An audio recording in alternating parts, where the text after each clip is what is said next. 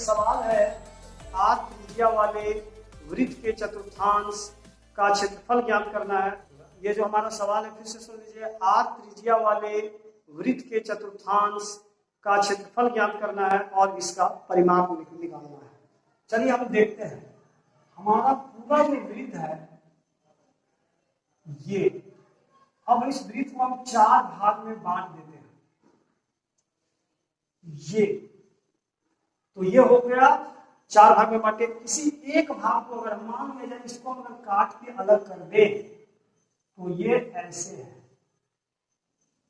ये एक भाग का आपको क्षेत्रफल बताना है, ये वाला भाग, इसका क्षेत्रफल क्या होगा।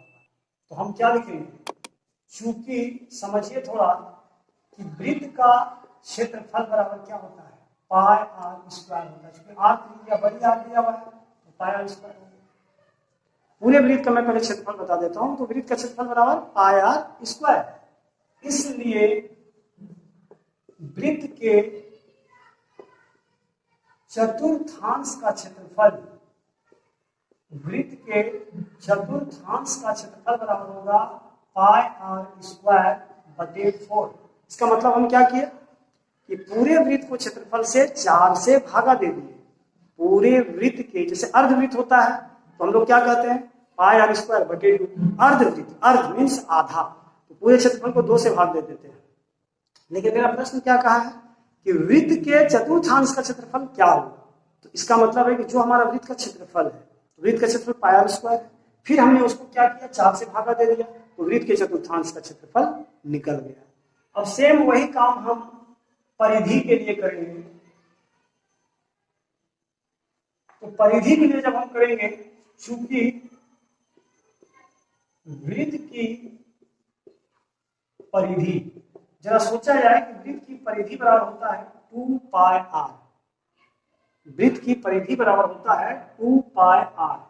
जरा समझिए कि ये जो है हमको ई वाला भाग लेना है, केवल ईठो। जैसे पूरा घुमाने के लिए 4 भाग यहाँ दिखा रहा है, 1 भाग, 2 भाग, 3 भाग, 4 भाग, ये पूरा मिला है तो वृत्त बना। तो इसका मतलब है कि चतुर्थांश की जब परिधि निकालेंगे, वृत्त के चतुर्थांश की परिधि, इसका मतलब सोचिए तो जरा क्या करना होगा हमको। जो आपकी पूरा परिधि है उसको लिख दीजिए 2 पाई आर, लिख दिए। अब इसको भी आप 4 से भागा दे दीजिए, क्योंकि चतुर्थांश की परिधि बोला है तो हम 4 से भागा दे देंगे। प्लस इसमें क्या होगा, ये जो त्रिज्या देख रहे हैं, ये दोनों त्रिज्या उसमें जुड़ जाएगा। इस प्रकार इतना जोड़ इतना जोड़ इतना निकालना है। प्लस में क्या हो जाएगा, 2r हो जाएगा। अब जरा इसको कटा दीजिए, 2 एकम 2 और 2 दूनी 4, तो क्या बना मेरा, पाई आर।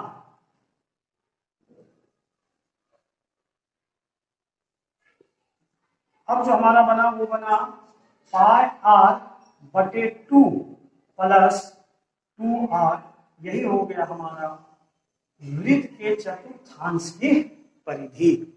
चलिए फिर से हम इसको एक बार देख लेते हैं क्या है हमारा प्रश्न।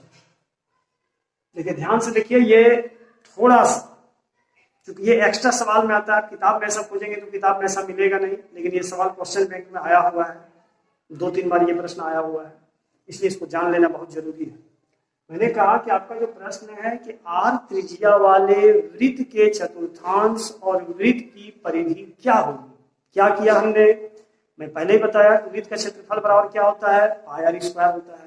चतुर्थांश से तो क्या करेंगे, 4 से भागा दे देंगे। इस प्रकार ये तो हम बहुत आराम से निकाल लिए। लेकिन फिर कह रहा है कि चतुर्थांश की परिधि क्या होगी। तो परिधि निकालने के लिए हमने क्या किया, पूरा वृत्त की परिधि क्या होती है, 2 पाई आर होती है। अब हम क्या करेंगे, ये 2 पाई आर और बटे उसको 4 से भागा दे दिया, उसमें 2 त्रिज्या जोड़ दिए, ये कट गया, पाई आर बटे 2 प्लस 2r। यही हो गया हमारा वृत्त के चतुर्थांश की परिधि। अब चलते हैं इसका अगला सवाल, यानी कि जो हम 6ठा नंबर का प्रश्न आता है आपके एग्जाम में, जो ऑब्जेक्टिव के रूप में होता है, वो 6ठा नंबर का प्रश्न क्या है। चलिए एक प्रश्न है 6ठा नंबर में और देख लेंगे। क्योंकि इतना सवाल बनाना इंफॉर्म है, यही सवाल आएगा। चलिए इसका छठा नंबर का जो एक और सवाल है क्वेश्चन बैंक में, वो आपके प्रश्नावली 12.1 का 5वां नंबर का सवाल है। फिर से सुन लीजिए, जो क्वेश्चन बैंक के छठा नंबर में जो सवाल है सेट में प्रारूप में, वो जो है प्रश्नावली 12.1 का 5वां नंबर का सवाल है। और वो सवाल है कि यदि एक वृत्त का परिमाप तथा क्षेत्रफल संख्यात्मक रूप से समान हो तो उस वृत्त की त्रिज्या क्या होगी। त्रिज्या क्या होगी कहने का मतलब है आर निकालना है। और प्रश्न क्या कर रहा है कि वृत्त की परिधि और वृत्त का क्षेत्रफल कब बराबर होगा। चलिए तो मेरा प्रश्न को पहले समझिए जो मैं बता रहा हूं, फिर मैं बता रहा हूं। हमारा जो प्रश्न है वो है उस वृत्त की त्रिज्या क्या होगी जिसकी परिधि और क्षेत्रफल दोनों बराबर होता है। वृत्त की परिधि और क्षेत्रफल दोनों बराबर होता है। तो वृत्त की परिधि का सूत्र आप रख देंगे, क्या होता है 2 पाई आर। और वृत्त के क्षेत्रफल का सूत्र रख देंगे, क्या होता है पाई आर स्क्वायर। और कहता है कि आर में क्या बैठा है कि दोनों बराबर हो जाएगा। तो चलिए मैं एक बैठा के देखता हूं, या 2 बैठा के देखता हूं, 3 बैठा के देखता हूं, कुछ भी बैठा के देखता हूं।